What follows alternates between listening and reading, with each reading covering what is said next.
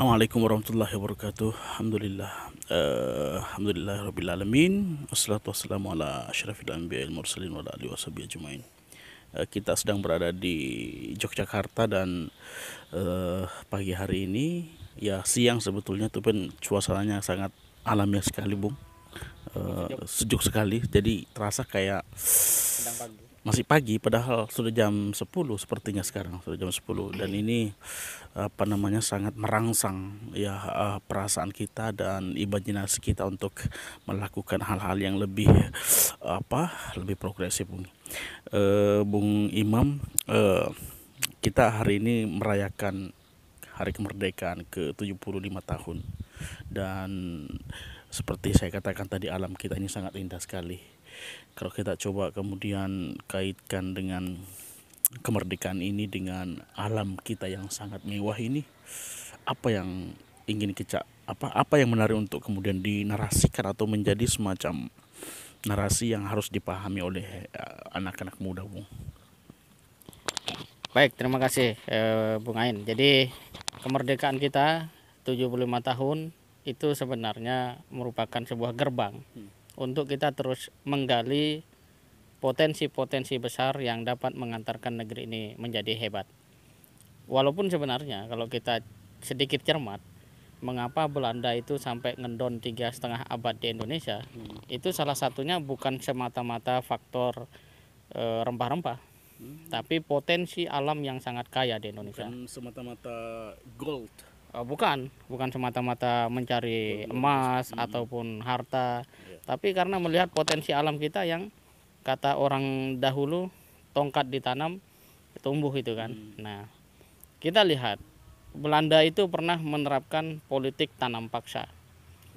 Ya, ketika itu yang ditanam adalah bahan yang diperlukan dalam ekspor impor di Eropa, dan yang terjadi adalah Belanda menjadi surplus secara APBN ketika itu.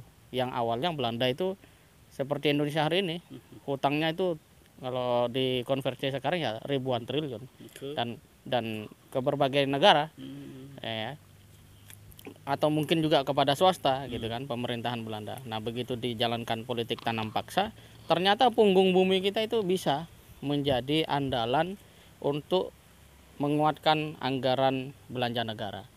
Jadi sebenarnya Indonesia ini kalau memperhatikan alamnya, dia nggak perlu ngebom bumi untuk ngambil batu bara, ngebor minyak dan seterusnya. Karena di alam di atas punggung bumi ini sudah sangat luar biasa. Punggung bumi. Nah, istilahnya menarik punggung bumi. Punggung bumi ya. Jadi tanaman-tanaman kita ini, dan Quran juga berbicara tentang buah-buahan gitu kan. Dan ini memang real, nyata. Maka kalau pemuda hari ini ingin mewarisi semangat perjuangan para pahlawan menjadi negara yang merdeka, maka harus bisa melihat, mengelola, mengembangkan, dan menjadikan punggung bumi ini sebagai sarana untuk membangun kekuatan dari sisi ekonomi. Ya, menarik yang Bung sampaikan tadi tentang bahkan tanpa harus membongkar isi bumi, di punggung bumi ini sudah tersedia, bahkan kayu dilempar pun bisa jadi makanan. Kayu singkong dilempar bisa jadi bahan konsumsi.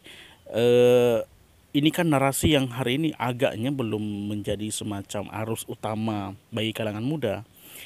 Ada kecenderungan kemudian narasi yang ingin ditumbuhkan seolah-olah itu ingin kemudian ada semacam kalau kita melihat itu hari ini kita terkesan kayak semacam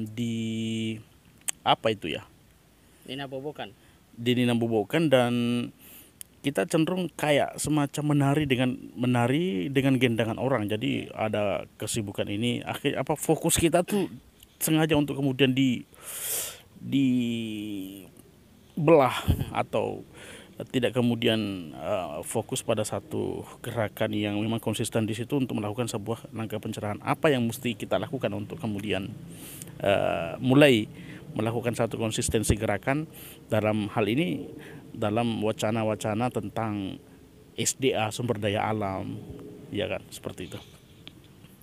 Ya, saya pikir ini juga disebabkan oleh sebagian kita tidak begitu mendalami nilai-nilai Quran, pesan-pesan Quran.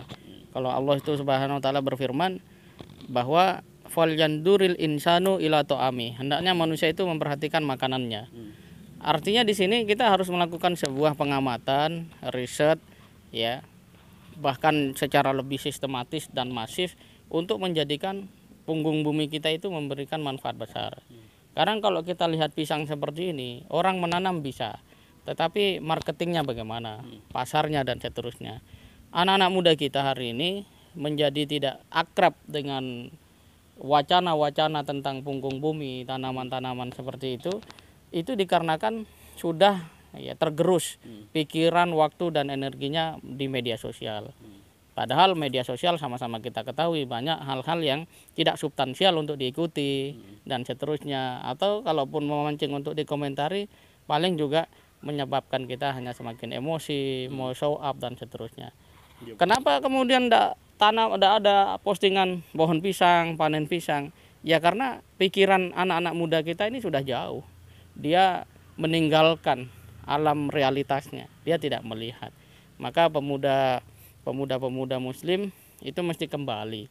Kalau semakin rajin baca Quran, semakin dia tertarik memahami ayat-ayat Quran yang berbicara tentang makanan, kemudian bumi. Oh, itu dari punggung bumi ini aja kita sudah bisa berdaya. Saya pikir seluruh dunia kayaknya nggak ada orang yang nggak suka buah pisang gitu kan. Nah, maka sangat luar biasa. Hanya saja memang tidak cukup hanya ada lahan bisa tanam pisang, perlu marketing, perlu pengemasan. Dan kalau ini misalnya menjadi sebuah bagian yang memberikan manfaat besar, saya pikir akan ada konsistensi. Kenapa orang tidak konsisten? Karena dia tidak tahu keuntungan di balik itu. Kenapa sebagian orang bisa konsisten? Karena dia melihat hasil besar yang akan dia dapatkan hanya ketika dia konsisten. Ya. Sepertinya sudah terjawab, tapi saya ingin menggali satu hal tentang ini kan ada cara pandang juga mungkin ya, pendapat yang mengatakan ceruk uang bisnis itu tidak lagi jadi ada kecenderungan kemudian anak-anak muda itu diarahkan untuk hanya terlibat dalam aspek-aspek digital misalnya kan, sehingga aspek atau sektor-sektor seperti yang pertanian, sumber daya alam, pengelolaan sumber daya alam yang lebih real itu cenderung ditinggalkan karena anggapan mereka yang lebih real itu ya yang memang sudah yang hari ini yang lebih praktis kayak misalnya dunia digital, e-commerce dan lain sebagainya. Itu bagaimana Anda melihat itu? Apa yang mesti kemudian kita kembangkan dan apakah memang pemuda tidak perlu terlibat langsung dalam misalnya pengelolaannya, berkebun atau bertani seperti itu? Itu masih relevankah saat ini? Ya baik, kalau berbicara tentang relevansi, saya pikir ini kebutuhan paling mendasar. Kalau misalnya Amerika itu istilahnya mau bikin pesawat untuk bisa tamasya ke bulan gitu ya, Rusia berpikir tentang bagaimana meneliti bulan dan seterusnya, sedangkan Indonesia itu masih berpikir tentang bagaimana hidup dari bulan ke bulan. Ya, tema ini sangat penting. Saya pikir teknologi negara dengan kemajuan teknologi manapun dia butuh makan. Nah, kalau Indonesia bisa menjadi lumbung pangan dunia, mengapa tidak? Secara alam itu sudah sangat memungkinkan. Tinggal kemauan, kesadaran, dan gerakan. Nah, dunia digital sebenarnya dia tidak bermakna apa-apa kalau memang tidak ada realitas dalam alam ini. E-commerce misalnya itu kan karena ada produk yang ditawarkan. Kenapa kemudian hal-hal seperti ini tidak muncul? Karena memang belum menjadi sebuah komoditi yang dikelola secara serius. Nah, mungkin disinilah peran-peran pemuda untuk kembali ke alamnya, untuk melihat Indonesia ini secara lebih real. Jadi bukan media sosial. Ya, kalau kita baca media massa, media sosial itu tidak ada bicara pisang, itu nggak ada. Paling manfaat pisang gitu kan, manfaat buah pisang dan seterusnya. Tapi apakah kita bisa menemukan riset dari sebuah universitas di Indonesia bahwa pisang itu bisa ditanam dengan jarak sekian, dan kemudian dalam luas lahan sekian bisa menghasilkan berapa ton buah pisang misalnya dan seterusnya, itu belum sampai ke sana. Padahal seluruh dunia itu pasti butuh yang namanya pisang. Maka digital nggak perlu menjadi sesuatu yang kita istilahnya anti, ini memang sudah eranya, tapi realnya juga harus ada. Nah, kita bicara digital terus, kan kita perlu makan. Ya, kita butuh makan. Dan kalau setiap acara kan ada pisang-pisang itu. Masa sampai buah pisang harus impor gitu kan. Padahal kan pisang di tanah kita ini, di Indonesia ini, asalkan dikasih lubang, tanam tunas pisang, kasih siram, ya dijaga dari kambing atau sapi, ya dia tumbuh aman. Berapa lama lagi dia akan buah seperti ini. Jadi sebenarnya sangat sederhana, dan alam ini sudah menjadi bukti-bukti kebesaran Allah bahwa sebenarnya kalau ada orang kelaparan itu, itu nggak tahu kenapa dia bisa sampai terjadi seperti itu. Dalam konteks yang lebih luas, kalau sampai bangsa Indonesia itu mengalami defisit anggaran, itu aneh sekali. Karena alamnya kaya raya gitu loh. Mau ditanam apa itu kaya raya.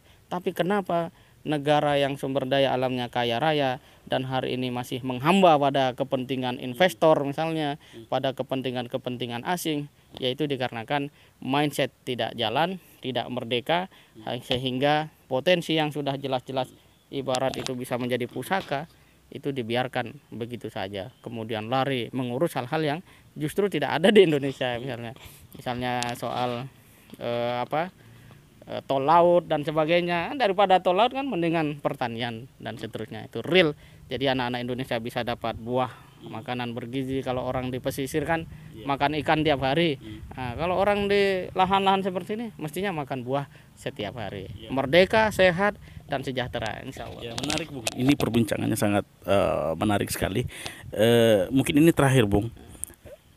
Tadi memang kita menyadari bahwa ini potensi ini luar biasa, dan kita punya semua modal untuk kemudian mencapai kemandirian itu, kemandirian pangan itu. Bahkan segala hal yang kita butuhkan termasuk lahan dan lain sebagainya kita punya semuanya. Nah, masalahnya itu ini sudah sekian tahun, bahkan ratusan tahun kita berada dalam situasi itu. Kita bahkan sampai sekarang kan belum ada swasembada pangan yang betul-betul real yang bisa kita lihat. Bahkan beras pun yang menjadi konsumsi utama masyarakat Indonesia juga masih impor dan lain sebagainya. Ini terakhir, bagaimana? Kenapa ini terjadi? Kenapa kelangkaan pangan ini terjadi sementara di waktu yang sama sebetulnya kita punya potensi yang luar biasa tadi, yang mungkin tadi Bu sudah sampaikan karena mindset tadi. Apa selain itu, dan apa yang mesti dilakukan, dan pemuda harus melakukan apa juga terkait itu? Ini menutup perbincangan kita. Baik. Jadi kalau berbicara mengapa, jadi banyak faktor. Tapi kalau kemudian kita lihat secara fundamental, faktor yang paling mendasar adalah keberpihakan dan kebijakan. Belum ada, ya itu yang sangat mendasar. Di zaman Bapak Soeharto itu ada swasembada pangan, bahkan kita bisa menjadi lumbung pangan Asia Tenggara gitu ya. Bahkan mungkin Asia begitu ketika itu. Itu kenapa dicapai ya, karena ada target, ada kebijakan. Nah sekarang kalau Indonesia ingin betul-betul membuktikan kemerdekaannya dengan tidak tergantung pada kekuatan ekonomi manapun, maka kebijakan yang pertama harus hadir, harus lahir. Lantas kaum muda apa yang bisa dilakukan? Bagi kami di Pemuda, satu-satunya yang paling mungkin untuk disuarakan adalah gagasan. Maka lewat sarana media sosial, sarana apapun yang memungkinkan gagasan ini menyebar, kita sampaikan. Karena tidak mungkin ya dalam konteks ini seorang menteri nyangkul kan begitu. Walaupun kita siap saja nyangkul, tapi nyangkul tanpa sebuah kebijakan ini kan persoalan. Ada ungkapan menarik bahwa bangsa Indonesia ini rakyatnya miskin bukan karena rakyatnya malas, rakyatnya itu pekerja keras. Ya. Jadi kayak kebijakan mendatangkan tenaga asing itu juga bertindak sama sekali menyalahi fitrah kita sebagai sebuah bangsa yang besar. Nah, kalau mereka datang untuk garap sawah sih tidak masalah. Ini kan untuk tambang. Itu kan artinya kan kita lupakan lagi punggung bumi. Udah jelas kemudian apa istilahnya disorientasi gitu ya. Belum lagi nama asingnya, itu kan masalah pada saat bangsa kita butuh tenaga kerja, butuh pekerjaan gitu. Jadi masyarakat kita itu bukan masyarakat pemalas. Petani itu banyak yang masih gelap berangkat ke sawah, kemudian sore hari baru pulang dengan punggung yang terpanggang oleh sinar matahari begitu kan. Dan itu terus dilakukan sampai akhir hayatnya. Kenapa kemudian mereka tidak menjadi sejahtera? Kebijakan tidak muncul. Nah, jadi sebuah kerja keras ya itu akan bertemu dengan keberhasilan ketika ada sebuah kebijakan. Maka kata Islam itu al ilmu qabla amal wal qaul. Jadi ilmu itu sebelum perbuatan dan ucapan. Jadi sekarang kesejahteraan itu akan muncul ketika ada kebijakan dan kerja keras serta kekompakan. Itu. Ya, luar biasa pemirsa semua. Jadi kata kuncinya adalah untuk mencapai sebuah keswasembadaan pangan di negeri ini ada dua hal, keberpihakan dan kebijakan. Dan ini tentu arahnya tentu kepada pihak-pihak yang memegang kekuasaan atau pihak-pihak yang memang punya wewenang untuk melakukan kebijaksanaan dan keberpihakan itu. Kemudian yang kedua, kita adalah rakyat yang pekerja keras. Jadi selama ini ada penilaian bahwa rakyat Indonesia tidak memadai dari sisi sumber daya. Sebetulnya itu lebih kepada kebijakan dan keberpihakan yang belum mengarah, sehingga rakyat tidak kemudian terpola, tidak terkelola dengan baik untuk menjadi sumber daya yang memadai untuk negeri ini. Demikian perbincangan kita pemirsa. Saya sebagai host yang mungkin kurang sistematis dan sangat-sangat belum memadai. Semoga ini menjadi pembelajaran juga buat kita. Dan wacana kita, saya perlu tekankan juga bahwa gerakan pencerahan, yaitu gerakan wacana dan ide-ide kepemudaan perlu terus kita gelorakan untuk kemudian sampai kepada apa yang kita inginkan. Tentu ini pekerjaan yang panjang, Bung, ya. Tidak sederhana, lintas generasi. Sebuah gerakan yang mungkin oleh banyak pihak dianggap sebagai sesuatu yang ya tidak ada dampaknya, tapi itu adalah penilaian yang sangat subjektif, karena gerakan pencerahan ini adalah gerakan yang juga dilakukan oleh nabi, para nabi, dan itu waktunya sangat panjang dan ini memang butuh kesabaran yang luar biasa. Oke, assalamualaikum warahmatullahi wabarakatuh.